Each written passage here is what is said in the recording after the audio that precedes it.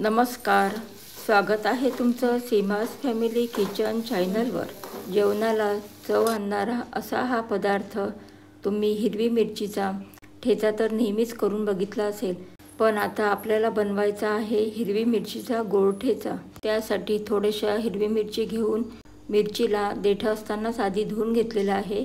धुवून आणि स्वच्छ कापडाने पुसल्यानंतर या मिरचीचे देठ काढून घ्यायचे आहे आणि पूर्ण देठ काढून झाल्यानंतर या मिरचीला आपल्याला 2 तुकडे करून घ्यायचे आहे, कारण आपण जर पूर्णच मिरच्या टाकल्या तर त्या तेलामध्ये फुटून त्याचे बिया इकडे तिकडे उडू शकतात। म्हणून मिरचीला कापून घ्यायचं किंवा 2 तुकडे करून घ्यायचे, त्यानंतरच मिरचीला आपल्याला कढईमध्ये भाजण्याकरता टाकायचा। तरी तुम्ही व्हिडिओला शेवटपर्यंत नक्की बघा आणि चॅनलला सबस्क्राईब केले नसेल तर चॅनलला सबस्क्राईब जरूर करा।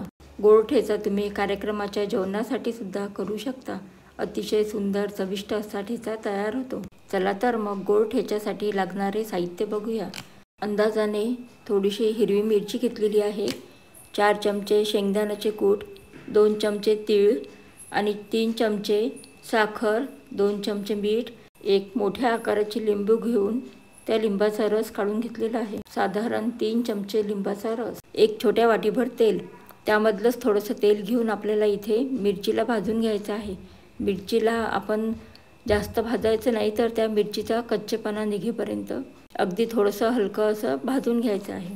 मिरची ही साधारण मीडियम तिखटच घ्यायला हवी, तेव्हाच त्याचा ठेचा छान होतो।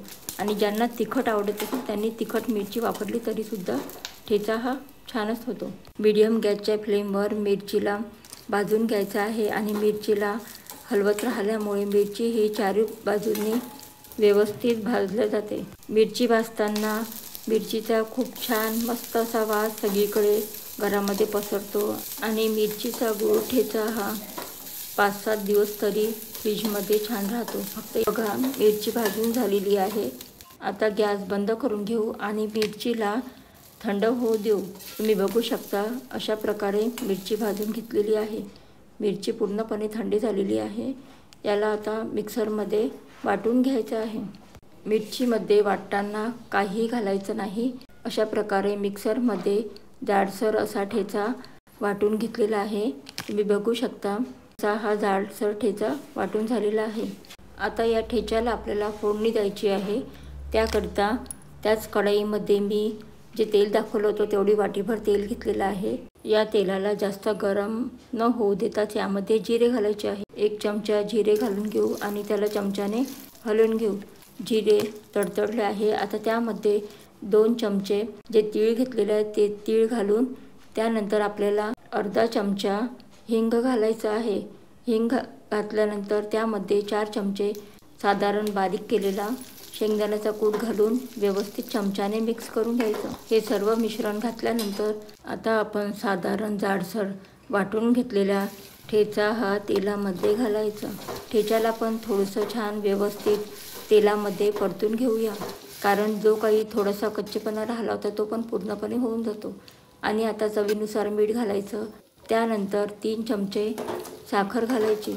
साखर घातल्यानंतर याला थोडा वेळ तरी सतत चमच्याने हलवत राहायचं, म्हणजे यामधली साखर थोडी विरघळते। आणि त्यानंतर गॅस बंद करून ठेचा थंड करून घ्यायचा आणि त्यानंतर लिंबाचा रस घालून ठेच्याला व्यवस्थित मिक्स करून घ्यायचं। लिंबाचा रस हा थंड झाल्यानंतरच घालायचा। बघा किती छान असा तोंडाला चव आणणारा आणि ताटाला शोभा देणारा असा गोड ठेचा तयार झालेला आहे। रसरशीत असा ठेचा तयार आहे। गोड ठेच्यामध्ये लिंबाचा रस असल्यामुळे ठेचा हा काचेच्या बाउलमध्ये, काचेच्या बरणीमध्ये किंवा चिनी मातीच्या बरणीमध्ये ठेवल्यास हा खूप छान असा टिकतो। ही रेसिपी तुम्ही नक्की ट्राय करून बघा आणि ही रेसिपी तुम्हाला कशी वाटली तुमची प्रतिक्रिया कमेंटमध्ये नक्की कळवा। व्हिडिओला लाईक करा, शेअर करा व चॅनलला सबस्क्राईब करा। भेटूया अशा चविष्ट, सोप्या आणि झटपट रेसिपीमध्ये।